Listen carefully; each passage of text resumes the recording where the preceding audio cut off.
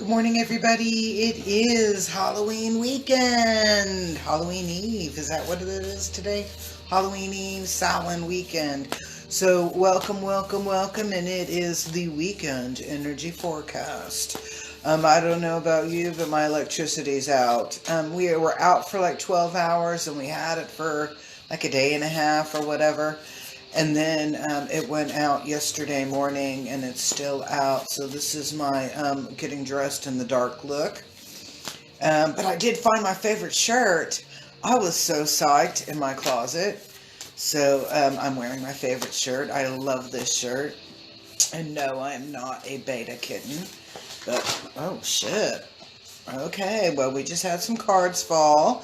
So, give me just one sec. I'm going to reach down and get those cards and let's do our reading. She's kind of like this.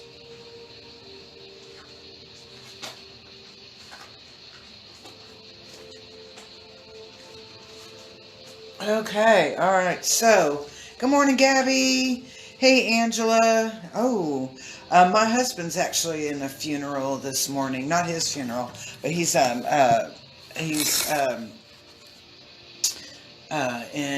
one of his aunts passed away, and he's one of the pallbearers and that. So, good morning, Gabby. All right, so let's take a look and see what the energy is, because the first card, I'll tell you, was a little intense, and I'm getting a lot of pss, pss, pss, pss, pss going on. Because take a deep breath. Hey, good morning, Chris. All right. Come on, Bessie, turn for girlfriend here. Okay. All right. So, we're kind of starting out on the harsh side.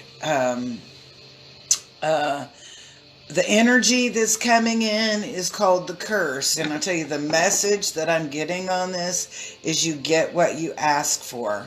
You get what you ask for. There's a little bit of karmic debt payment kind of thing. So it's a harvest. What seeds did you plant? If you planted, and I'm going to just say it like this, if you planted negative seeds, your harvest is going to be in a negative vibration. If you chose to plant the best seeds that you knew at that given moment, then your harvest will be of a higher vibration. All right, so it's harvest time. It's karmic payment, karmic debt payment. That's the energy that I'm getting in there. And I'm kind of laughing because something just came up to my head. When I was a teenager, most girls, or in my teenager, early tweens, it was after high school, in college, and those first couple of years, girls would call their periods the curse, and I would always call mine the blessing. So it's like this seasonal or a cycle of things, and whatever seeds you've planted, those are going to come to harvest. Now, the smoky mirror is kind of interesting because I'm like, this is talking about the energy that works not against us, but is maybe our challenge or obstacle. And I'm getting this. What is a smoky mirror? A smoky mirror gives us vague impressions. When the mirror is cleared, we have a more defined reflection. But in the smoky mirror, it often leads us to our own imagination.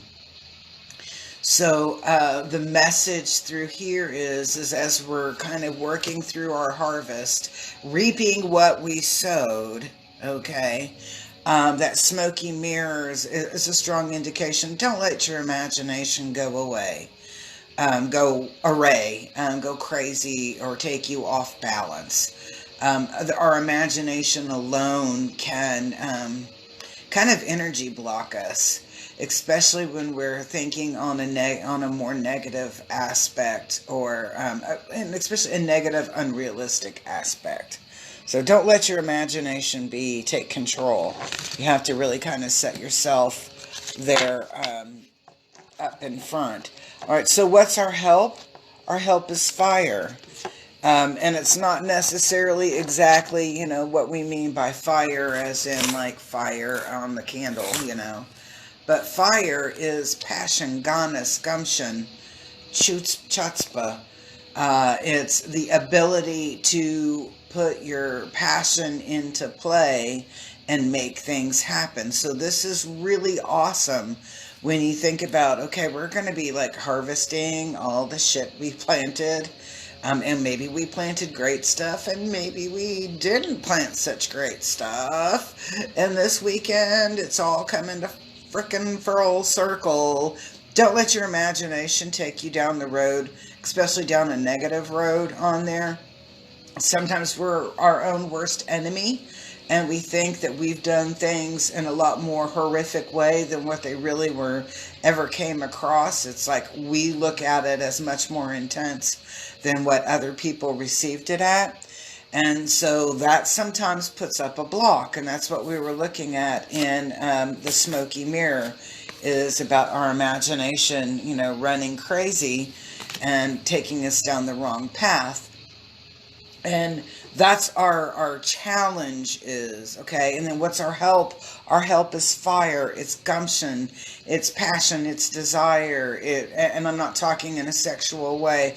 I'm talking about in a way to move forward and gain momentum, strength, strength, momentum, progression. Woo, coming to full circle. Woo, I'm going to be in my warrior mode. That's what this is talking about here. So that's a really interesting help, is that a lot of your desires and patience are going through there. All right, and this is so funny. And I'm as in ha ha ha ha ha ha ha, because we were like, oh, the universe loves us so greatly.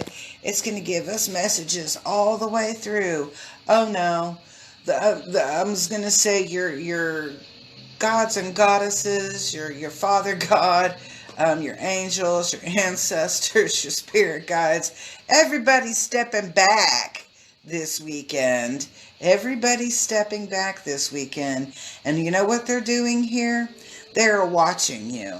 And they're looking at you, and they're seeing exactly how much you have progressed over the last year. Good morning, Andrea. So when they're looking at everything that you're going to be putting forth this weekend, it's like this, and I don't want to say test because it's not a test, but it's kind of, they're just looking to see, what are you doing? We're not going to give you any clues, because what does the drum do? The drum speaks. It gives you messages. It tells you direction. If we think about the Native Americans, because we're here in the United States, and that's going to be our point of reference. And so when you think about the Native Americans communicated back in the day, and they still do at powwows, but they communicated using the drum. So depending on the rhythm or the beat of the drum was depending on what the message was, right? Okay, so when we look at this card and we see drum is inverted, it's like, oh yeah, the messages are there, but we're not really sending them to you. This is the weekend we're watching you, and we're seeing exactly how much you have grown over this past year, from when you started planting seeds to now when you harvest them. That's this part of this message. That is carrying on from, okay, you've got a lot of passion, you've got a lot of chutzpah, you've got a lot of gumption. You're going to get out there and you're going to make things happen. We want to see what you're going to make happen. I think that's a really kind of cool card, because it's like, today you're on the tight wire, and we're going to see exactly how you can handle that. All right, so kind of intense energy there. Okay, the Sweat Lodge. The Sweat Lodge, what is the Sweat Lodge? The Sweat Lodge is a place of healing. It's a place where we go in to connect in with our ancestors, with our Creator, with the earth, with all that is seen and unseen. And it's kind of interesting. Good morning, Christy.